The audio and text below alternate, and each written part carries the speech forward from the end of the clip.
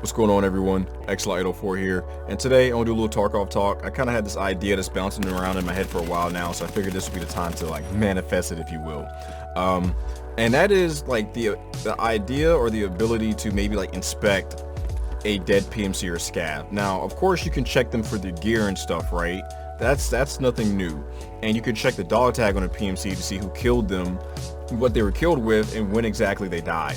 But I want to kind of look back into the whole immersion aspect of Tarkov and the whole realism thing is trying to project. Does it make sense that if you check someone's dog tag that the name of their killer, the gun they used, and the time that they died would be on the dog tag? Doesn't it seem odd? Shouldn't it be more realistic just to have the PMC's name on the dog tag, and it's up to you as the player or the trained PMC to be able to figure out who killed the player, what they were killed with, and then maybe you could even put your hand on their neck for a temperature check to give you a rough idea on maybe how long they've been dead. Wouldn't that be more immersive to the game to be able to walk up to a body?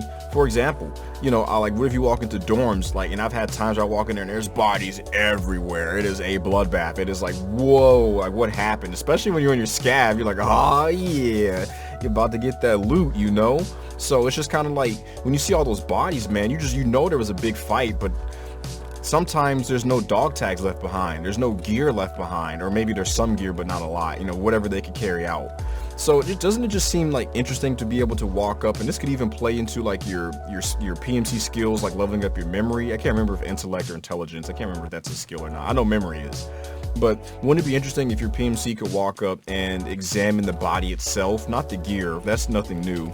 But what if you could walk up and you could check for bullet wounds? Maybe there's tears in the shirt on if they had the CMS, maybe there's tears in the shirt because they had to cut parts to kind of CMS the, whatever. And same thing with the legs and even the stomach. It would be interesting to look at a body and say, man, this guy got messed up. He has CMS tears all over his body. This guy was really fighting for his life.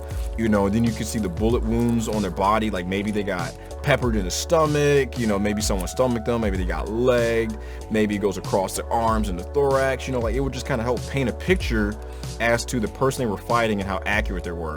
And it'd be scary if you walked up and saw someone just had the one tap to the head, which I guess that wouldn't be scary, but seeing 4 to 5 shots straight into the thorax, you're like, man, whoever killed this guy is pretty good, or maybe it was at least accurate in that moment. And then you take it one step further, right? So now you've examined the body and you can see where maybe they CMS'd, and you can see where they got shot.